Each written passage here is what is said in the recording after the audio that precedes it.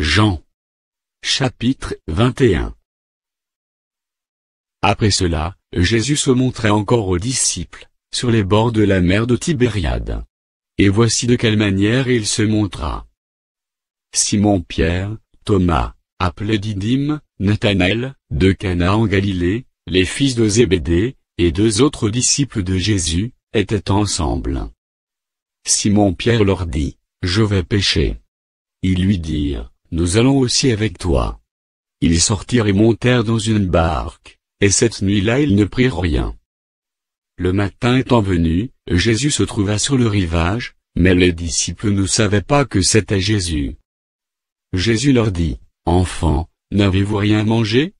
Ils lui répondirent, « Non. » Il leur dit, « Jetez le filet du côté droit de la barque, et vous trouverez. » Ils le jetèrent donc, et ils ne pouvaient plus le retirer, à cause de la grande quantité de poissons.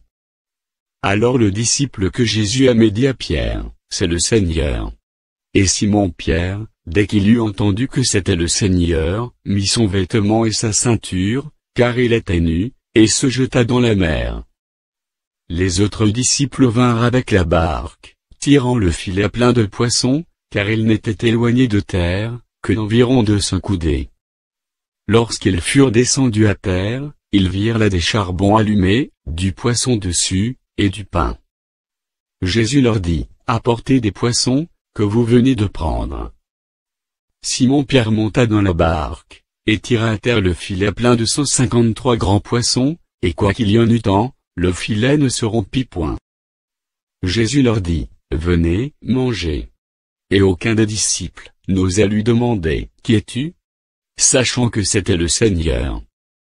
Jésus s'approcha, prit le pain, et leur en donna, il fit de même du poisson.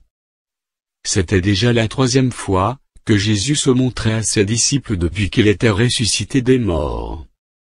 Après qu'ils eurent mangé, Jésus dit à Simon-Pierre, « Simon, fils de Jonas, m'aimes-tu plus que ne m'aiment ceux-ci » Il lui répondit, « Oui, Seigneur, tu sais que je t'aime. » Jésus lui dit, « Paie mes agneaux. » Il lui dit une seconde fois, « Simon, fils de Jonas, m'aimes-tu » Pierre lui répondit, « Oui, Seigneur, tu sais que je t'aime. » Jésus lui dit, « Paie mes brebis. » Il lui dit pour la 3e fois, « Simon, fils de Jonas, m'aimes-tu » Pierre fut attristé de ce qu'il lui avait dit pour la 3e fois, « M'aimes-tu » Et il lui répondit, « Seigneur, tu sais toutes choses, tu sais que je t'aime. » Jésus lui dit, « Paie mes brebis. » En vérité, je te le dis, quand tu étais plus jeune, tu te saignais toi-même, et tu es là où tu voulais, mais quand tu seras vieux, tu étendras tes mains, et un autre te ceindra, et te mènera où tu ne voudras pas. Il dit cela pour indiquer par quelle mort Pierre glorifierait Dieu.